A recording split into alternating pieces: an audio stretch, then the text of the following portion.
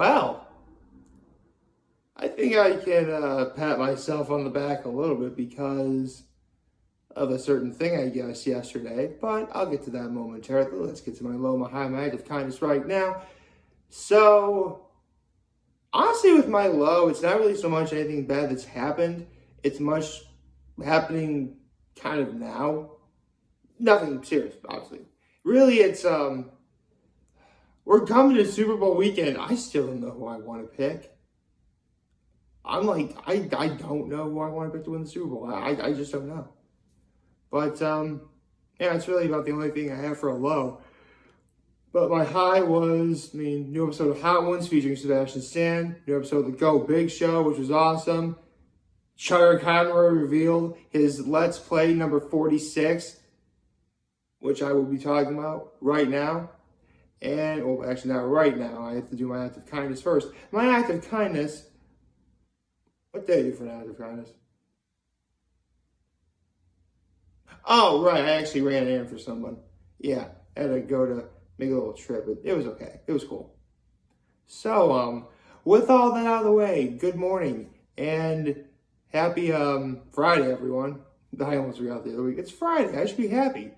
I saved my green outfit for Fridays or sometimes Saturdays. It kind of alternates. But, yeah, it's Friday today. So, I have lots to talk about. Let's first talk about Hot Ones, Season 17, Episode, I think it's 4. Yeah, Episode 4.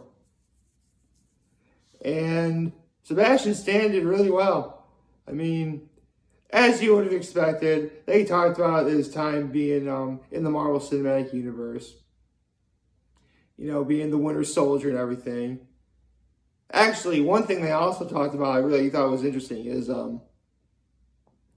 he and Anthony Mackie, who is also a Hot Ones alumni, actually want to make a show where they travel and try different foods.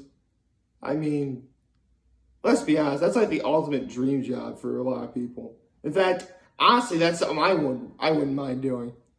Being more of if a show existed like that where I hosted it, the only thing I'd have going for me is I really am about as casual of an average Joe as you would expect. Because normally when they get the best example is Bizarre Foods with Andrew Zimmern. He is a masterly trained culinary chef. So Andrew Zimmern is perfect for a show like that. I don't really have much expertise on that matter. But I guess that'd be part of the fun. My inexperience would sort of bring a sort of charm, if you will. I don't know. What else did they talk about? He talked about a couple projects that he's working on, including Pam and Tommy, which I'm not going to lie, I kind of want to see now. To be perfectly honest, for those of you who don't know, Pam and Tommy is about the a certain tape that got released to the public of Pamela Anderson and Tommy Lee doing something. I don't want to give away what it is. I don't do that here. I'd probably get demonetized if I talked about that on here. I don't get paid at all. Shut up. Anyway,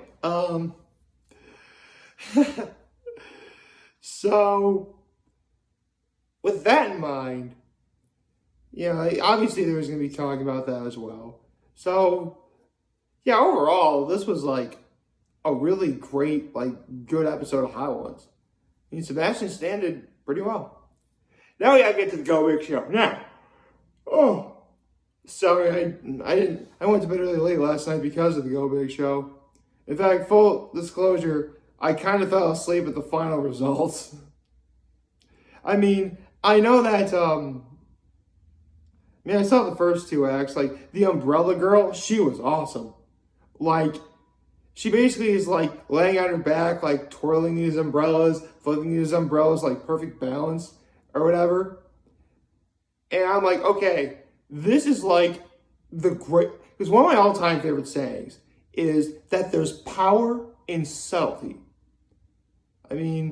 This performance exemplified that, because really it was just It was umbrellas. Like first one umbrella, then she got like three. She's spinning them around and round and round, and she's like lying on her back doing that, all while balancing one on her leg. Like it got bigger and bigger and bigger, and like yes, see. Again, power and subtlety, because it was a very quiet performance. No explosions, no loud music. Well, definitely there was some very peaceful music playing in the background, but that was to go with the motif of the act as well. So that's fine. But it was a great performance. And then the guy who won the next round was a guy who essentially could, like Iron Hands. He was cool. But what he did was, and I was actually worried for him because he wasn't quite able to do this, but he can punch a brick like, as it is, like that, right? But he had to do it underwater. Completely submerged underwater, one breath. He got 3 out of 4 of the blocks. But the fact you can get even one at all is impressive. Because if you don't know, if you're like underwater, your movement is like really hindered. That's why... In fact, that's actually why a lot of runners do like pool workouts, where like they're trying to run in the water, but like they kind of can't because, again, the water is providing like a lot of heavy resistance. So that was really cool. Now, again, sadly, I fell asleep during the results, but I can tell you that if I were to pick the winner of the last one, it would have been the escape artist who escaped like from a dangerous sort of like he's trapped upside down in the air, and you have like these what do you call it? Like a bar cage thing that has spikes on it, and if you don't get out in time, it would like crush him. And he got out. Like that was like really cool, and he did in the last second too. That was really freaky. So yeah, all in all, we had nothing but great acts and performances all around. The judges on that show are still awesome. Bert Kreischer, the machine himself, you're the man. Cody Rhodes, Jennifer Nettles, Rosario Dawson, and T-Pain. You guys were awesome. And congratulations on making it all through the quarterfinals. But now we're at the semifinals starting next week, and there's a lot of acts are going to go big. Even bigger than before. So I'm really looking forward to that. Question is, what acts are going to be performed next week? Because we had 36 contestants. Now it's down to 18. It should be a very close-knit battle. I can tell you that. So, with all of that out of the way, actually, hold on. Never mind. I was doing some math in my head. I was getting something confused. Never mind. With that said, Chuggaaconroy revealed his new Let's Play yesterday at 5 o'clock. It was actually streamed live, and I pretty much saw like the end of it, but I could tell right away what it was when I first saw it. Now, yesterday I did talk about a lot of potential games that he could have done, that it could have been. And at the very end of the video yesterday, I talked about the game he's doing for the Let's Play. Splatoon 2. Now, you guys are probably wondering, what the heck is Splatoon? Well, for those of you who don't know, obviously it's a Nintendo franchise that actually came about one day. Well, legend has it that in the Nintendo studio, actually this is a true story, not legend has it, but basically they were thinking about making a new F-Zero game, but they wound up making Splatoon instead. Although now I'm wondering if we're ever going to get another F-Zero game. Man, F-Zero is cool. You got Captain Falcon.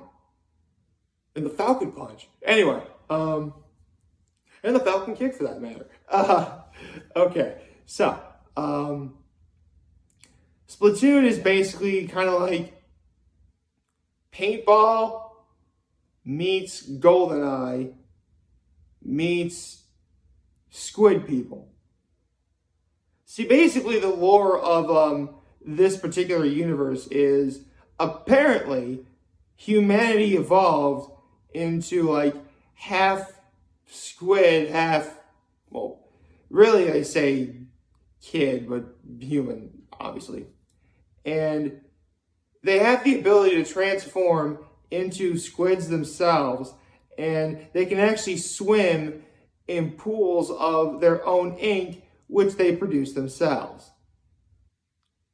And basically, the way Splatoon works is that they utilize that fun technology by, you can there's rifles and shotguns, and they're all filled with their ink. And it's actually really cool how it works because it's a team sort of shootout thing. Now, obviously, there's 4 people to a team, and the way they make it work is both teams have different color ink, so you know which team is which, obviously, which, that's very helpful. And there's all sorts of strategy games, like where to hide if you're looking for someone, or group together, strength in numbers types of thing. It's actually a really fun looking based strategy shoot 'em game, which admittedly I'm not really much a big fan of those kinds of games, but I do very much see the appeal, and it does look very, very cool. And basically because Chuggaaconroy did the first Splatoon game, and when he did that game, what he did is he'd go through one-player story mode, because let's be honest, every game nowadays has to have a one-player story mode. And you learn about the lore and stuff of the world and everything. And in the interim, with each new video Chuggaaconroy made, he specifically dedicated a portion of that video to talking about a new weapon of the day. Obviously, you have your guns, your rifles, your giant rollers. Oh yeah, they have giant rollers too. You name it, the Chuggaaconroy guaranteed a portion of that video due to that weapon. And it looks like with Splatoon 2, you're going to get more of the same. I mean, he'll go through one-player story mode, of course. And obviously, since this is a sequel game, it has to go bigger, especially in the weapons department. So I can guarantee you that Chuggaaconroy will, if anything, there's probably going to be enough weapons for Chuggaaconroy to do videos on just the weapon itself. Or what he'll do is he'll talk about that weapon, and then he'll feature that in the episode, is what he does. Even if it's not technically a good idea for that given situation. Because sometimes you have target practice, or sometimes you gotta do it in a set amount of time, and some weapons don't really facilitate that function. So it really is up in the air what you do. And it really is interesting. I mean, the designs of the kids are really cool because you can tell who's a boy and who's a girl because they all have long hair, but the girls have squid ears that go all the way down to their sides or whatever, and that's supposed to represent long hair, and that's what a girl is supposed to be. It's crazy. Actually, when Chuggaaconroy did the first Let's Play, he even talked about how when you play Splatoon online, I'll get to that in a second, there's online polls as what weapon you like better, what NPC you like better, stuff like that. I've always been team, I think it's Marie. It's Callie and Marie. I forget who won that poll. The moody looking one. She's the one I liked. Anyway, again, I never played the game, but again, I saw Chuggaaconroy's Let's Play, so there you go. So with online, as you can imagine, since people play online, this is a very competitive game. It's right up there with Pokemon in terms of competitive battling online. Seriously, they're legit ranks online of the best players in the world. In fact, Chuggaaconroy has actually utilized some of those competitive players to help him make this Let's Play. Talking about different weapon classes, stages, levels, you name it. So needless to say, Chuggaaconroy spent a very good amount of time in preparation for this Let's Play. And I, for one, am actually really excited. Because it has been a while since Chuggaaconroy really did a game like this. I mean, really the only other game he did was the first Splatoon game that actually has a format like this. I mean, Yeah, he's done plenty of Let's Plays that have elements from this format in other games. I mean, that dedicating a specific video to a weapon, like, or a specific part of the video to a specific weapon, that's easily what he would do with like every Pokemon video. Like any Pokemon like he'd see and that was in that area, he'd talk about in detail as to if it's good or not. So it'll be very interesting to see what weapons are actually good and what aren't. I mean, again, games like this really aren't my strong suit. I mean, knowing me, I'd probably be one of those noob people and like hide and wait. I mean, actually, I would try not to do that. I mean, I'd probably wind up doing that anyway. I would actually try and go out and like look for somebody to shoot at. And then when I finally shoot someone, why do my shots keep missing you? And then I'd like die in the game. Can you tell I'm only a casual gamer and really only care about games like Pokemon and Mario and Legend of Zelda and all those other games? I really should talk about those games more if I can. I know I did Mario like way back in 2018. I'll have to do that again. I don't know. Like, favorite, share, subscribe, and follow me on social platforms on YouTube. I'm very homely. This video for all you guys watching. Enjoy for them. A wonderful, wonderful Friday. Remember, he's going to talk channels will be here to lend. Always be back. Take care. Make good choices. And Chuggaaconroy, congratulations on beginning your new Let's Play today. I can't wait to see it. I think we're all going to be in for a lot of fun. See ya.